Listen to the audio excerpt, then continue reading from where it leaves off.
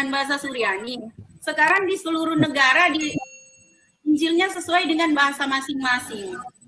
Mau di Inggris, bahasa Inggris. Referensi aslinya nggak ada.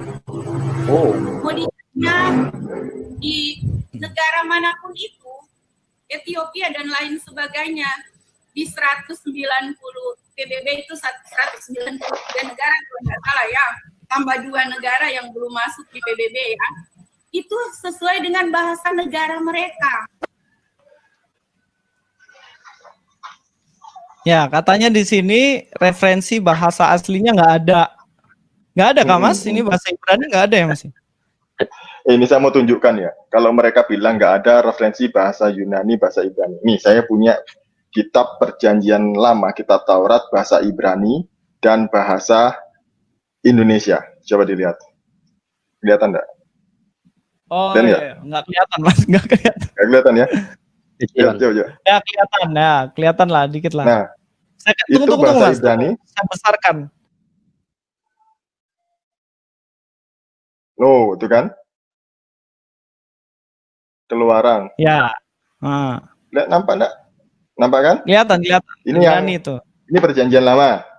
Ada bahasa Ibrani, bahasa Ibraninya. Referensinya ada. Sekarang perjanjian baru. Saya punya. Kalau kamu bilang kita nggak ada referensi perjanjian lama bahasa Ibrani, perjanjian baru bahasa Yunani. Nih, coba dekatkan lagi, Mas Luis.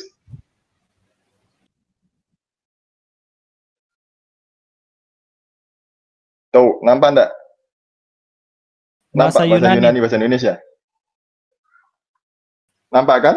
Iya, kelihatan. Ya, kita masih ada, bahkan di Alkitab online pun ada banyak bahasa Ibrani, bahasa Yunani. Jadi itulah kenapa saya bilang, nggak masalah Alkitab itu diterjemahkan ke berbagai bahasa. Untuk apa Tuhan berfirman kalau kita tidak mengerti firman-Nya? Kan begitu. Jadi harusnya nggak masalah diterjemahkan ke dalam berbagai bahasa gitu kan. Nah, kalau misalnya tadi seperti Mas Reski bilang, loh kalau benar, kalau nggak benar, nah itu gunanya Alkitab yang ada bahasa Ibrani dan Yunaninya. Itu gunanya ada sekolah teologi supaya hamba-hamba Tuhan, pendeta dibekali dengan bahasa Ibrani, Yunani, gitu. Supaya kalau ada jemaatnya yang nggak tahu, bingung, lihat artinya di sana, konteksnya di sana, bahasanya di sana, gitu. Itu gunanya. Jadi seperti ya memang kalau yang dipegang oleh orang-orang Kristen pada kebanyakan ya dalam bahasa Indonesia, bahkan bahasa suku gitu. Ya itu yang mereka mengerti, tidak masalah. Saya kalau setiap kali saya khotbah, saya tidak hanya melulu pakai teks Indonesia, tapi saya juga pakai bahasa aslinya untuk mencari arti sebenarnya, supaya juga memperkaya khotbah saya, pengajaran saya gitu. Jadi itu yang saya sampaikan. Buktinya, referensinya ada, Bu Doktor. Kalau Ibu bilang nggak ada, itu keterlaluan.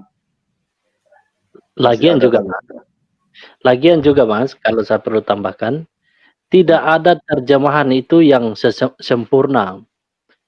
Ya, terjemahan itu pasti mengandung ya ada kekeliruan penerjemahan, dan hal itu juga dialami di dalam Quran. Dalam Quran juga ada kesalahan terjemahan kok. Jadi kalau dia katakan, oh ini kok dibuatkan terjemahannya dalam berbagai macam bahasa sesuai dengan negaranya, ya lalu salahnya apa? Kalau kita mau mengerti, memahaminya, salahnya di mana? Lagian juga memang selalu merujuk, para pengkhotbah ketika berbicara selalu merujuk kepada bahasa asli. Itu dan ketat sekali, tidak ada sembarangan orang berkhotbah tanpa mau mempelajari bahasa asli dari Alkitab. Di layar saya ini saya ada tunjukkan ke penonton saya ini, Mas Luis sama Mas Didit. Ini saya lihat di VOA Islam ini, saya tidak bisa share di itu ya. Ini disebutkan ada 3.229 kesalahan terjemahan Al-Quran versi Kemenak. Ya, Al-Quran sendiri punya kesalahan dalam penerjemahan. Jadi kalau mereka persoalkan terjemahan kita, bisa nggak ini dibagikan? Saya coba bagi di screen. Bisa, harusnya bisa. Bisa ya? Harusnya bisa. Oke, supaya teman-teman bisa lihat. Nah, ini dia. Nah, ini Kalau dia persoalkan terjemahan ya, karena katanya kalau sudah diterjemahkan, itu si siapa Rizky namanya, kalau sudah diterjemahkan, kalau terjemahannya benar katanya. Lalu perkataan dia itu apakah ada jaminan bahwa terjemahan Al-Quran itu juga benar? Terbukti tidak ada jaminan. Terjemahan Al-Quran juga ini dari sumber Islam sendiri loh. Ditemukan 3.229 kesalahan terjemahan Al-Quran versi Kemenak. Bahkan dikatakan lagi ada 3.400 ayat. Ini versi Kemenak yang resmi loh, sekelas dengan LAI. Itu sumber Dan kemudian mereka di sendiri sini, ya Bang Kanuru ya? ini VOA Islam. Ini punya mereka sendiri. Oh iya, Lalu yang mereka sendiri. bahayanya dari kesalahan terjemahan mereka adalah ini. Kalau kita salah terjemahan ya nggak ada yang sampai ini menimbulkan bahaya. Nah ini bahayanya dari kesalahan terjemahan ini, teman-teman bisa lihat ini. Terjemahan Al-Quran versi Depak yang bermasalah picu radikalisme. Betapa berbahayanya kalau saya jadi ini apa namanya? Kok bisa begitu ya? Kalau kita salah terjemahan kan nggak sampai kejadiannya begini, Mas. Betul. Ya, dan kalau kita lihat lebih lanjut ya, ini ayat-ayat yang diperbaiki di sini, ada ayat-ayat yang diperhalus. Saya pikir sebenarnya Kemenak ini udah bagus begitu, secara harafiah dia menerjemahkan ayat-ayat itu. Tapi kemudian diperhaluslah, disesuaikan lagi dengan kebutuhan konteks sekarang. Nah, ini kembali ke topik kita. Terjemahan kok seolah-olah salah kalau kita terjemahkan kitab kita. Betul. Nah, Ya karena gini juga Bang Kanuru. Karena kalau dikatakan kenapa Alkitab yang terjemahan bahasa Indonesia itu dari tahun ke tahun ada banyak perubahan. Nah, karena kan gini, ini kalau orang nggak sekolah ya bingung mungkin. Bahasa Indonesia terus mengalami penyempurnaan kan? Betul.